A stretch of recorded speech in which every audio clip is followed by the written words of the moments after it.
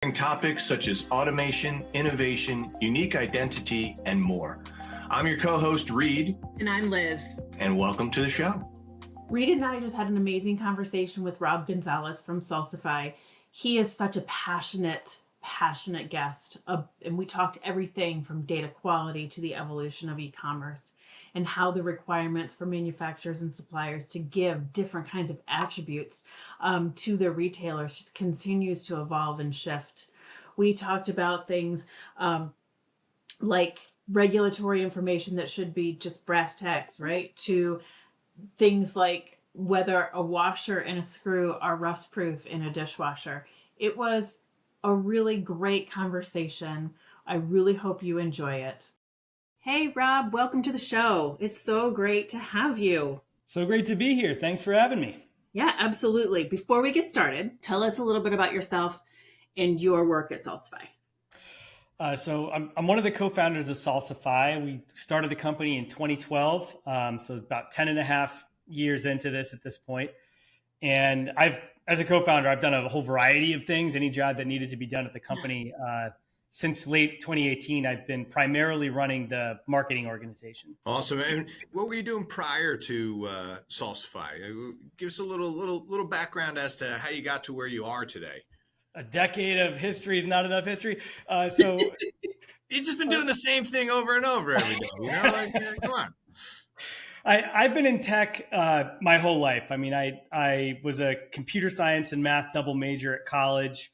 After college, I went and worked for IBM in the Advanced Internet Research Group. And that group has spawned a whole bunch of successful entrepreneurs, actually. The co-founders of Performable and Drift and Salsify and lead engineer at Yelp. And I mean, there's just a really great team that came out of that the IBM research group.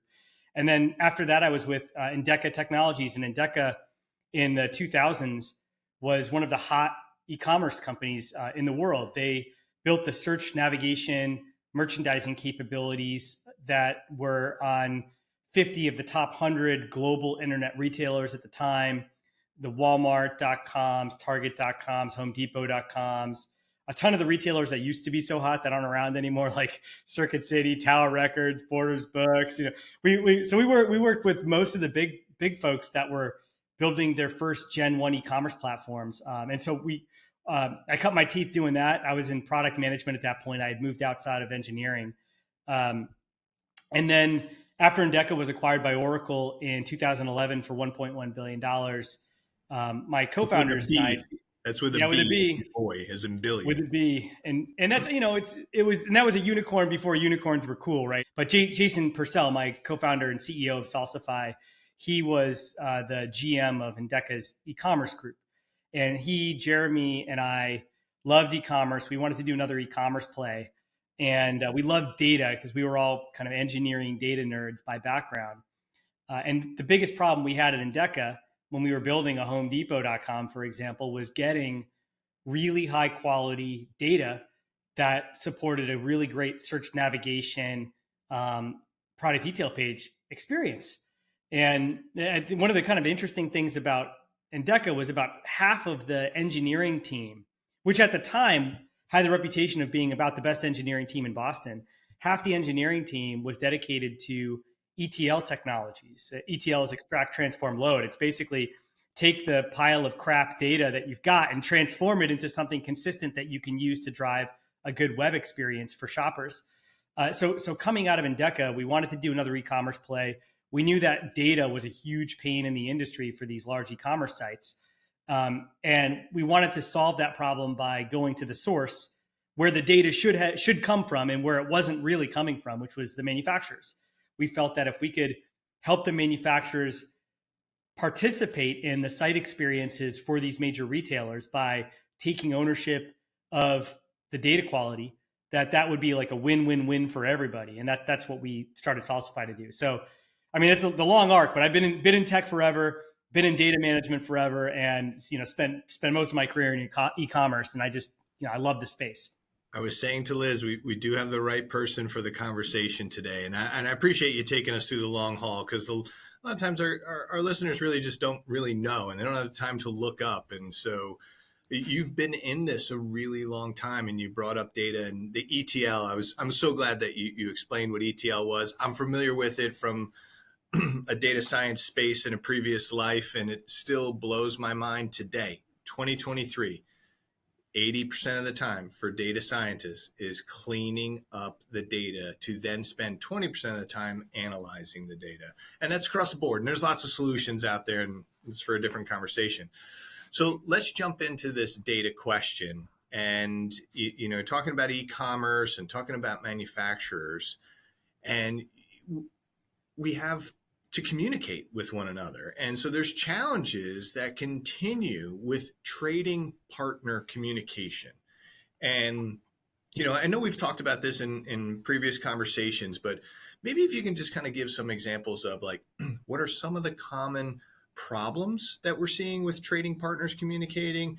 And then what are maybe some of the right approaches to finding a solution to help mitigate these problems that keep just bubbling up? And so sharing best practices, if you will.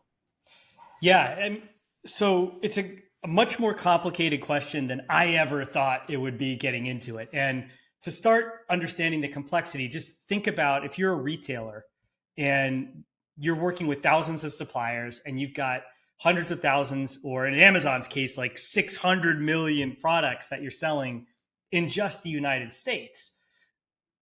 What are the types of data that you need? On some basic level, you need data to support your logistics systems. So you need things like the barcode, you need the weights, you need the case pack quantity, you need how heavy the pallet is, right? You need your lead time to order. You need just real basic nuts and bolts data like that. You also need, similar to the tight controls you need around that data has got to be accurate. It's got to be correct. There's regulatory data that has got to be accurate and got to be correct. And this is something that still most companies don't get right. So if you're a food company, for example, you're required on your packaging to have the list of allergens that are in the food product, right? And you're also required to have that on the website. So those are, if you look at like logistics data and you look at regulatory data and allergens and things like that, those are absolutely cannot mess up data. And they're also data that's consistent regardless of who the trading partner is. If you're Coca-Cola and you're selling pallets of Coke to Kroger, or you're selling them to 7-Eleven, or you're selling them to Home Depot, the case pack quantity and the weight of the pallet and all that stuff is the same. The barcode's the same. So there's that layer of information that's got to be shared. Then there's the consumer experience layer. And the consumer experience layer is where digital, I think, is relatively disruptive in terms of the data that's got to be exchanged between these companies. Walmart.com and Amazon.com, just to pick two of the big dogs that everyone's going to be familiar with, don't have the same website. The websites are designed differently.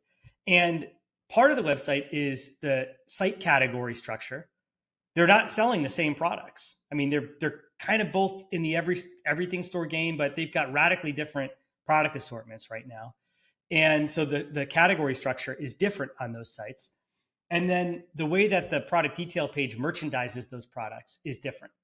So, some examples, I was pulling up an example today.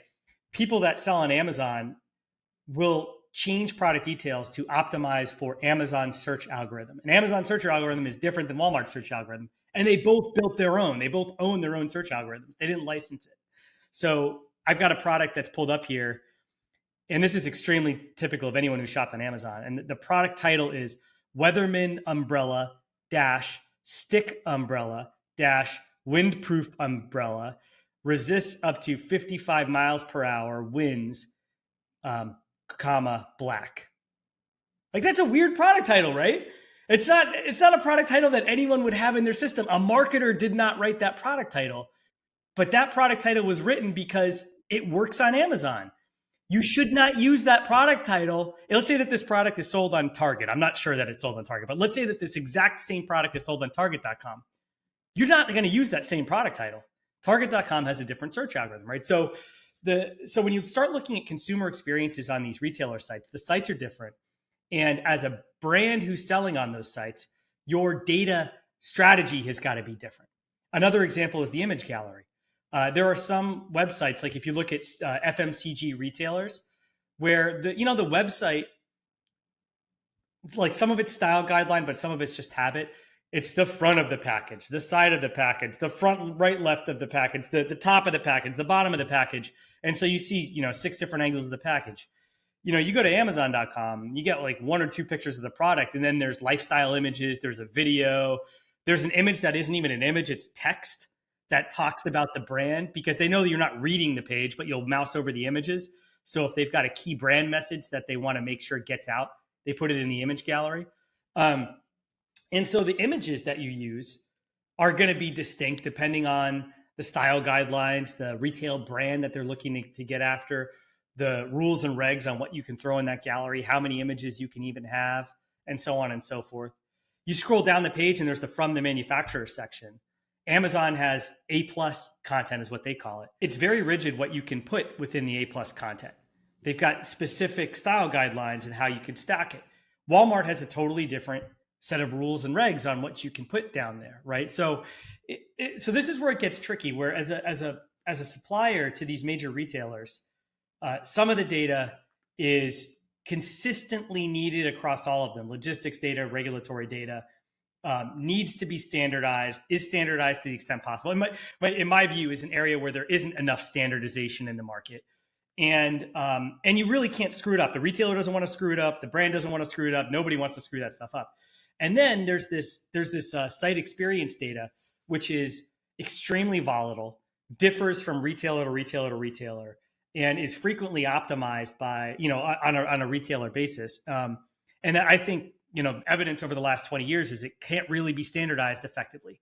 And so that's the challenge here, is that if you're managing data in the world of e-commerce, you've got a lot of different types of data. All of it's got to be exchanged between trading partners. And there's totally different rules around the quality and the volatility and the specificity of all of it. So it's a long answer to your question, but I mean, that's what makes this problem so exciting for me, is that it's not an easy problem. It's a hard problem, and it's a fun problem, and there's no like end game to it. You just kind of keep hacking at it, and it's kind of it's fun that way. So our suppliers, so they have this pool of data, right? Pool of data, whether it's the master data to help with logistics or product information. And then do they have different teams that help with ensuring that each different retailer is getting the information that they need? Because it seems, it's volatile, it changes. And as retailer and their consumers and trading partners change and evolve, I imagine that they're going to change and evolve their websites too. So they have to be on their toes all the time. Yeah, you're hitting the nail on the head on what's been hard for suppliers about this problem, which is, if you go back before e-commerce is a big thing, just go back to 2010, 11, 12. I mean, e-commerce is like 1 point of gross for a ton of these giant companies. It's just not that important yet that back then. And typically the way that the sites were set up was by the sales teams. So I'm working with Amazon, for example, and the only way to get data to Amazon back then was you downloaded a spreadsheet and then you keyed in data into the Amazon spreadsheet and then you uploaded the spreadsheet, right? Same thing with like a Wayfair, or same thing with a Grainger. If you're working with a Kroger, Kroger was a big proponent, and is a big proponent of GDSN. So you've got a master data team that's somehow on ramping data to the GDSN network, and that's getting data to Kroger. But then Kroger started doing top off data for e-commerce through the vendor item portal, right? And again, you're downloading spreadsheets, you're filling in, you're uploading spreadsheets, and so if you go back 10 years ago, what was happening was the sales teams were doing a lot of manually keying in data on a per retailer basis. And the sales team, if you're a big enough company, you've got a team for Kroger, you've got a team for Amazon, you've got a team for Walmart, and none of them are sharing the information. So you got a lot of duplication of effort. You've got a lot of mistakes being made because they're just keying in data. And also, these are a lot of people that their background was not e-commerce, right? You rise the sales ranks at these big CPG companies, and you didn't get there because you were awesome in e-commerce in 1994, right? You got there because you kind of knew the old way of doing things. So that's how it was doing. Then you saw this era in the mid 2010s where all these big companies were like, okay, well, e-commerce is becoming more of a thing. Walmart is becoming more demanding of having e-commerce content. Macy's is becoming more demanding. Let's create a digital center of excellence. So then they tried to take the responsibility for the site, at least the site experience part of the uploads, the top off attributes and whatnot. And they would put them in a center of excellence team somewhere in the middle of the company. The problem with that is the volume of data you've got to do for trading partners is crazy high, too high for an individual team. So the head of e-commerce for 3M's consumer business group gave a presentation I was at where she said that she had her team look at the command hook. You know, the command hook product that 3M makes, awesome product. And they looked at for the piece that sits on the wall and you pull the strap down to get it off the wall, leaves no marks. That's what we're talking about. The command hook. I don't have to put a hole in the wall. It's magic how you just pull it down and it pops right off the wall and it doesn't ruin the paint. I mean, not to shill the product too much, but I mean, I've got that product all over my house. It's amazing. And so they were looking at a new command hook release, and they were looking at how to set this item up on websites for their distribution network in the United States. And so after they took all the product requirements from all the websites for all their trading partners in the US, they deduped all the attributes.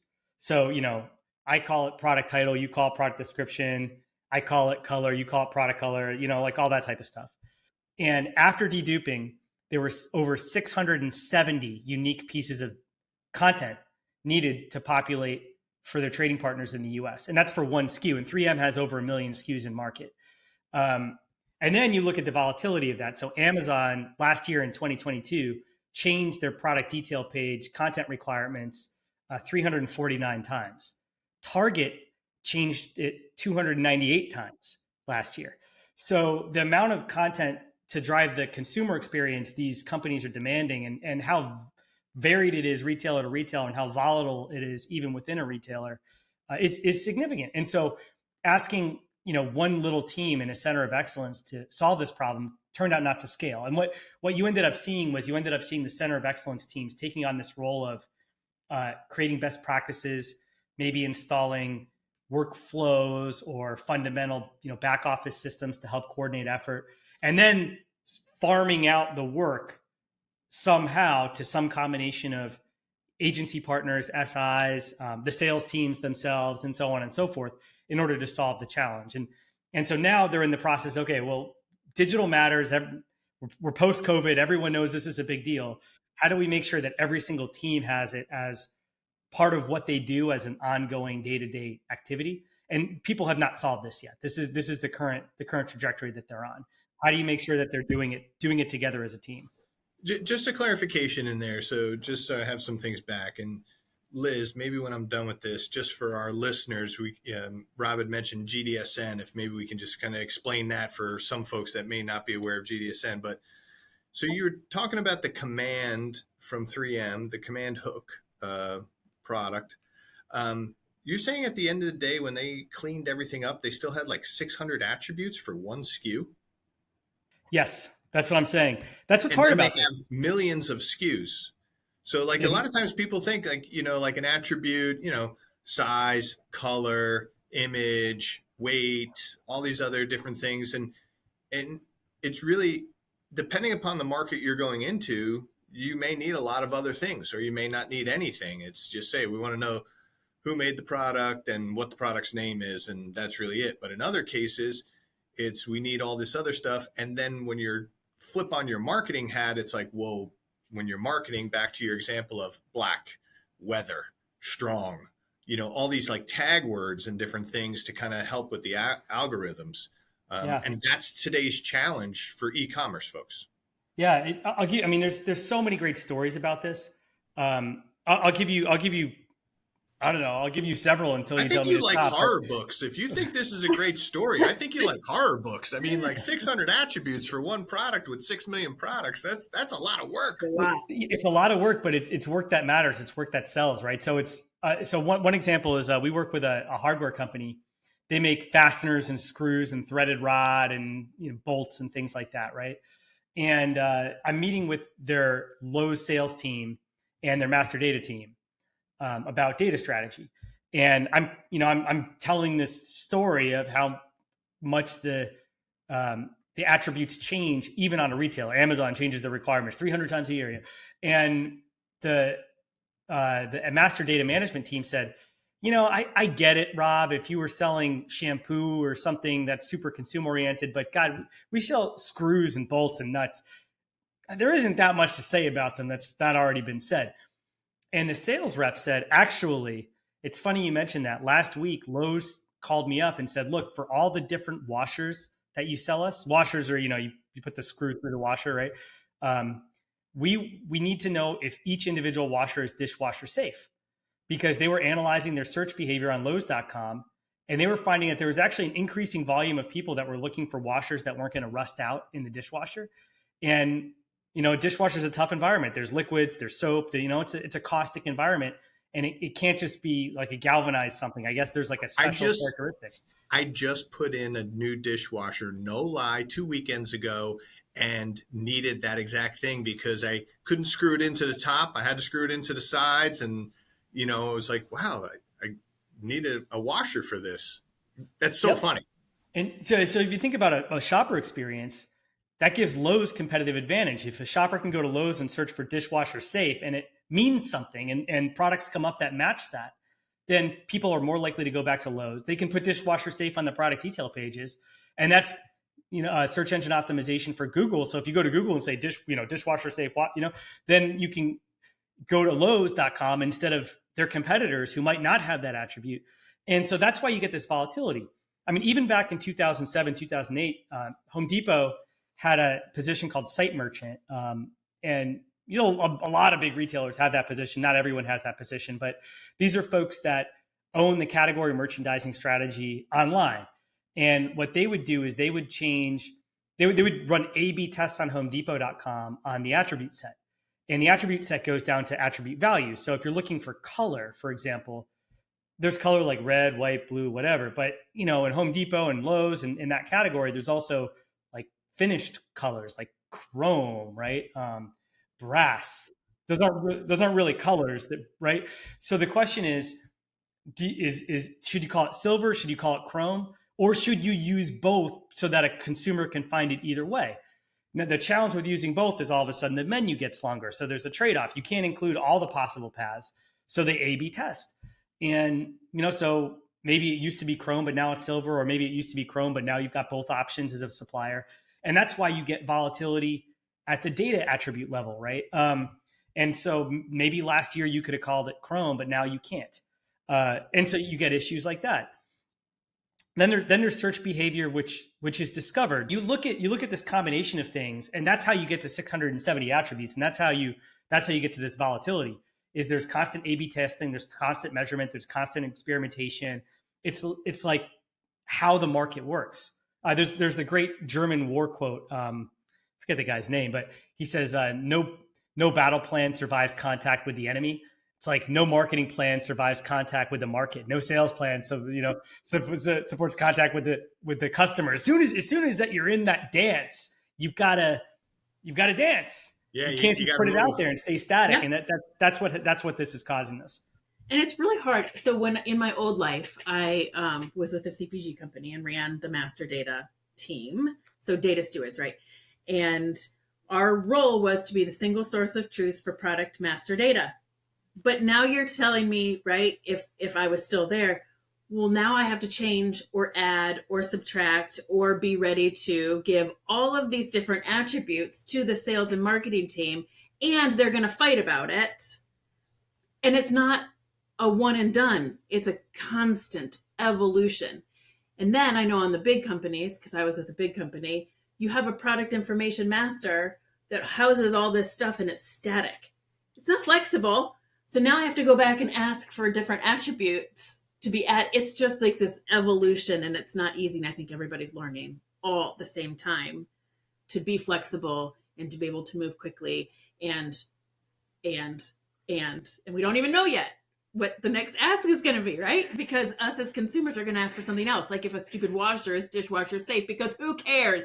I'm sorry, that is not something I would ever ask. It's not stupid if it rusts. It's not stupid. I know. That's not even my purview of caring, but somebody obviously cares about that. And I think, for most, I mean, even up until 8 years ago, 7 years ago, that central master product strategy that you're talking about wasn't damaging to anybody, right? Because the retailers did most of the merchandising. The brands were some, most of the data that was in the product master is exactly the don't mess up data. It's the supply chain data. It's the regulatory data. It's that stuff that you just can't, there's a huge cost to screwing that up. And most of the marketing messaging was branded, right? It was brand marketing or was run by the trade marketing teams. And what's weird about this digital era is that it's not data that's run by the marketing teams, right? It's data that's negotiated between trading partners and as part of the sales process and as part of the consumer experience. So it's this new type of product data that's channel specific for e-commerce that didn't used to have to be managed by these teams. And if you don't build the type of flexibility that and flexibility that you just talked about, Liz, I mean, what ends up happening is what's really your product master?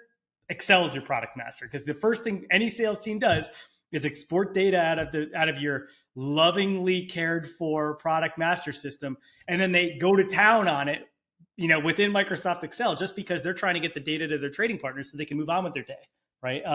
And that's when errors happen, and that's when you get chargebacks, and that's and so on and so forth. So there is this sort of you're exactly right. There is this expansion of master data from back office to back office and front office. That is the major change. This is really blowing my mind here because, as I'm listening to you both talk and thinking about the real world, and the real world is not the paper world or the textbook world. I mean, these are frameworks to kind of get us there. But with digital economies, everything's changing so much. It's like you have your brand, and I've seen these discussions, shall we say, or arguments between marketing and sales and what's really happening and what's working. But it's kind of like, you need the data for the algorithms, right? Tags, keywords, those types of things. But it's really funny because once you even get it fit with, like, just say any retailer, let's just say, it's XYZ online marketing marketplace that everyone goes to all the time. You then have regional scenarios that, Yes. It's like sentiment value and regional scenarios. So where, like, in the Northeast, they call it pure white. And in the Southeast, they call it off-white or snow white. And then in California, they're calling it China white, right? It's the same white. It's just, these different shades, but it's this, actually, technically it's the same color everywhere, but it's the different marketing. So it's the same product, same attributes, same everything, but now you have to play for different regional factors. Like, the complexity of this really starts to layer in. Well, you're exactly right on. Other major trends along these lines are retailer exclusive SKUs is a big one that's been increasing in importance the last 5-6 years. It's too easy to price compare online. And one way to get away from price comparing is Target sells the 28 ounce and Walmart sells the 32 ounce. And so for that product, the 28 ounce is only sold at Target. So you've got this product that's the liquid inside the product is identical to the one that's sold in Walmart, but you can't take the SKU number, you can't take the 28 ounce, Tide bottle and search across retailers and price compare anymore because they've done the retailer exclusivity. And what this means, again, going back to the product master, is that you have, instead of having one product with one product master that you can send to all your trading partners, you literally have a product that's for a single trading partner, because that's what you've negotiated with the trading partner. So that's another thing. Another example is how, especially in alcohol, but this is happening more and more across categories, you create regional versions. So if you're Budweiser and you're selling Buds in Dallas, Texas, there's Cowboys on the can, and you don't sell the Cowboys can in Boston, Massachusetts, where I am. And so, like, they're that type of marketing. That's really good marketing. You should put Cowboys on your can in Dallas, Texas. You shouldn't do that in Boston. And that means, again, that it's probably the exact same product. It's just got a different, Wait, didn't we just have, like, a scenario back when the Empire State Building put up the Eagles colors, but they did Kansas City too, although the Giants got blown out. Giants are my team, but the Giants got blown out. Oh, really? I'm a Jets fan, so I only saw the Jets colors when the Empire State Building. Oh, so it was Jets green, not Eagles green. It was Jets green. Yeah, that's right. Okay. Back on topic here. Sorry, absolutely. Liz. And now I've totally lost my train of thought. Oh, my Because, apologies. well, no, you were talking about Budweiser. I actually used to work at Budweiser. So I'm like, I'm thinking, yes, it's exactly the same product and it's just a different can. Um, there was lots of examples of that too.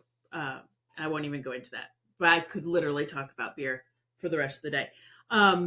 Reed, you had asked me about GDSN, Global Trade. Yes, right. So Global Data Synchronization Network. And that is basically when you have manufacturers that have this master data and they wanted to send it to their trading partners. And it's a standardized way of getting that information back and forth. And it's built on GS1 standards, blah, blah, blah. So I won't even go into all of that. If anybody wants to talk about it, you can call me. We can chat about it for hours and I will put you to sleep. But building on that, I wanted to ask you, Rob, from your perspective, GDSN, Global Data Synchronization Network, is built on these GS1 standards and trading things trading information in the same way. From your perspectives, do standards come into play and how can they help this fast-paced changing world? Maybe so that someday there's because when you say Excel file, it just makes my head hurt, right? So like cringe. And everybody who has to do it is cringing too, not just us as standard-based people who understand the benefits there, but can you help us from your perspective and how standards could help either now or as we move to the future? It's a great question, and there's so many places we can go with it. I'll give one statement, which is the logistics data just should be standardized across all categories and across all retailers. And I mean, this was originally when GDSN was put out by GS1. I think the standard was finalized in 2003 or something. 20 odd years ago. The logistics was the key thing that was going over that network because e-commerce didn't really exist back then. Amazon was tiny and all this, and so there's a basics where not all retailers have adopted logistics standard, and it makes it harder for everybody. And so that just seems like a no-brainer. We've done most of the work there. The whole industry should just get behind it. It just makes a ton of sense. Regulatory data is another one. I forget the stat, but there's 1,000+ municipalities in the US that can each have different regulations on, for example, how you dispose of certain objects. And there's no great data standard for informing people how to deal with regulations. Those are just two obvious examples where there's no downside and only upside to better standardization and better adoption of existing standards. Another one is how data is communicated across the supply chain. So GDSN, I think a lot of people don't realize this, but you can kind of put any information you want over GDSN. It's a protocol, right? You can communicate anything over it. And that's wonderful. And for us, my company is Salsify. We communicate product data in lots of different ways. And when a recipient can take GDSN, it's easier because that's a language that we can speak. If they can't speak GDSN and they've got an API endpoint that's they made up all by themselves, then it's like an engineering project. All of a sudden, I've got to develop a whole new way of communicating with this one specific retailer, and that's it's a cost that's unnecessary. And so I think GDSN could be adopted as a pipe for communicating this content more places. One area where I think there's room for improvement here, and where I think there's room for a great standard to develop, is how retailers expose their attribute requirements for communication over GDSN. Another one is images. So I mean, this might be cutting some of my own value that I provide out from under me, but one of the major things that our software does that people love is we automatically resize, rename, reformat images to meet retailer guidelines. So a retailer will say, the image that you want to be your hero image, name it, hero underscore G10 underscore 1.jpg, and it should be 1200 by 800. But then another retailer will say, okay, the image that you want to be the hero image, name it, ASIN instead of G10 or WSIN or whatever the retailer ID is, underscore 01.jpg. And they just know that 01 means hero, right? And we want it to be 2000 by 2000 and whatever. And so there's a crazy amount of just, all right, we're automating the image stuff. And at some level, I get it. 20 years ago, maybe that mattered when sending images over the wire was hard because bandwidth was tight. But I mean, they're product images. Like everyone should just take 3,000 by 3,000 JPEGs and move on with their day. So there's a possibility here for an image naming standard that's reasonably sane, that has some extensibility enabled in it, that allows for retailer experimentation. That could exist, and that could be another thing that makes everyone's lives easier. And I don't know, I could go on and on this, but yeah, data standards, I think, can and should play a big role in aiding how companies collaborate to produce great product experiences, to get products to market faster, to avoid errors, and all that. Rob, I just absolutely love your passion, and I could sit here and talk with you all day. I just realized the time we're at, and I'm like, we got to keep moving here. And we're definitely. I made a note. I'm talking to people. I'm pulling strings, whatever I have to do. But we got to get you back on to talk a little bit more about this. I just really love your passion. I want to just throw in. We typically don't do this, but just a little kick for ourselves here. Like last year, my team in innovation and partnerships did a pilot on image attributes and standards, not just for the image, but 3D images, what size should they be? Oh, yeah. How many images do we need? Like what is the pixel counts and all these other things. Then it was naming, right? Like to your point, is it underscore this or underscore that? And you can have a couple different scenarios. But the reason I'm bringing this up is twofold. One, we need industry to come together. The rising tide lifting all boats. All I hear about from all industry leaders is automate, digitize. Automate. Yeah. The only way you can truly automate is have common languages. And that's where standards help us out. We can have our secret sauce and do our different things and do all that, but the standard is rising tide lift all boats to kind of do that. And industry has to come together. And that's where GS1 US really helps out with being that steward to bring the industry together, get everyone at the table, and keep it about the industry and kind of helping out. So if you're interested in any way, any of our listeners out there, you're interested, reach out to us at GS1 US. I mean, go to gs1us.org and contact us, and the people will get to us right away. Well, I'm interested in those image standards, so I'll be reaching out after this. And no joke, I mean, if you reach out and just say, hey, I want to talk to Liz, they'll find Liz. Okay, there are a couple Liz's that work here, but you say from the podcast and everyone knows her. She signs autographs everywhere. Yeah. But I want to keep us on point here and get to this because it's a fun way we always end all of our podcasts is just to kind of ask these two questions. And I'd be very interested in yours. I mean, with your background and what you're seeing and what you're doing, what is your favorite technology today that you're using, personally or professionally? It doesn't matter. But what's your favorite tech? Oh, man. I'll give you one pair of pieces of tech that work together incredibly well.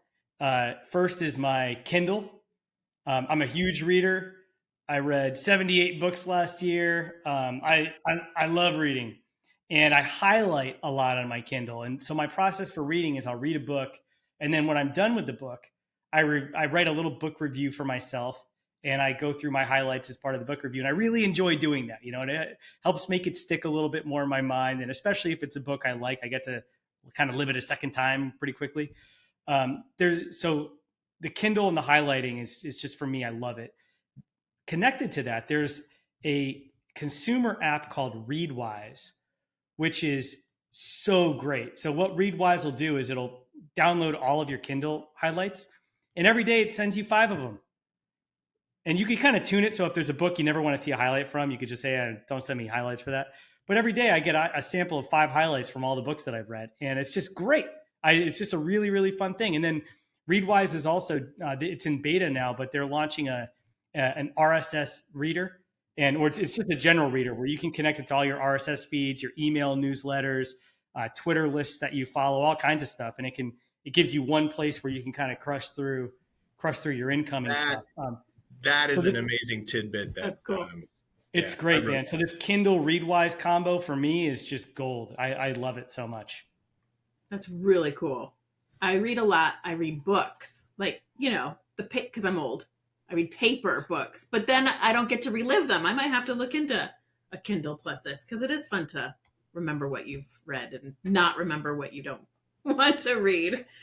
So our second and last question for you, tell us something, same premise, right? From either your personal life or your work life, that has just blown your mind. And you're like, holy cow, I cannot believe that this, that, or the other thing happened. So my wife is a psychiatrist, and we talk a lot about human nature.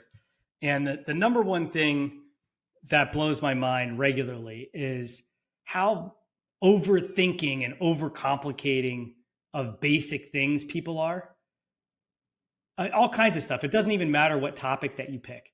So if you look at personal finance, right, and you look at investing, it's like if you want to do it pretty much really well without spending too much time on it, you could pick a target date fund and just move on with your life, and you don't have to think about it anymore. Don't pick individual stocks. You know what I mean? It's just there's a 85-90% solution that just works, where you can just pick it and you stop thinking about it and you go. And then other things like spend less than you make, right? So that you can save some. And there's no magic to this. And people, I feel like in this whole realm, people want there to be a secret trick, or like, oh, this is so complicated. How am I ever going to figure this out? I need to like hire some specialist. Dude, it's not complicated, right? Or diets. I mean, how complicated or crazy are the variety of diets out there? You know what I mean? This is on some basic level. The interesting research about diets is, again, I'm not a doctor here, but I'm really interested in nutrition and physical health and exercising, and so you look at a lot of the research, and it kind of doesn't matter which one you pick. It's just a matter of restricting something. So you can do time restriction, you could do a restriction of some kind of macro, you can do caloric restriction by counting. They all work fine. It's just almost like pick the one that's like the least painful for you, right? But people get religious about this stuff. They get super religious. I bet people hate me right now listening to the podcast. They're like, no, Rob, you don't even know, right? But they go down these rabbit holes where they're overthinking everything. Or look at exercise and how and like almost the simpler the basic solution is, the more people want there to be some magic to it. And this is the thing that blows my mind in general about people, is that a lot of these things that are the things that finances or exercise or diet or reading habits or whatever, like the basic answer that's going to be great for you is really, really simple. And then you can spend your brain energy on things that are interesting and different, as opposed to these rat holes of things that then shouldn't be complicated in your life. That's my mind-blowing thing. I love it. I love it too. I love it. I love your passion and your energy. 78 books in a year. That's quite a bit. I mean, like you're like on Bill Gates' path. But Josh in our company read 120 last year, and the only reason that it was 120 and not 150 from the year before is he had a kid. So, oh my gosh. So I've got 2 kids, so I think maybe this year he'll be down to my level. Well, Rob, we can't thank you enough for spending the time, and I really do want to get you back on. Maybe we kind of do towards the end of the year, kind of build on some things and trends, because we just scratched the surface on this. You talked about the data that's coming in, logistical data. We really need to have standards on that. We have them. People need to start embracing them and following them, and you'll get those benefits, right? That's that rising tide lifting all boats. Same thing with the regulatory. The consumer experience layer is a much different animal to deal with, and it's constantly changing. As you and Liz both pointed out, it's the and you need that flexibility to work through it, but it also gives us secret sauce opportunities as well, to kind of work through. I love that you brought up the challenges of unlimited attributes, and then that challenge between marketing teams and sales and data management teams. It's like we got to feed the hunger of the computers at the same time of building the brand. And I'm so thankful. I go to bed every night and give thanks to a lot of things in my life, try to self-reflect, because we can all be brought down so fast, so quickly. And I'm like, just always thinking of like, yeah, thanks for this and thanks for that. I'm really so thankful for the time we live in right now, because we're in such a revolution and evolution of the way that we communicate, the way that we, partner, the way that we do commerce and business. And I'm like a lot of people, the old saying is like, oh, I'm so scared for the future of our children. At the same time, like glass half full, I'm so excited for the future of our children because they have tools that we never had and they can do these great things. So thanks for spending the time with us today. Well, thank you so much for having me. It was fun. Happy to come back anytime. Awesome. Thank you for joining the Next Level Supply Chain with GS1 US. If you enjoyed today's show, you can subscribe to our feed or explore more great episodes wherever you get your podcasts. Don't forget to share and follow us on social media. Thanks again, and we'll see you next time.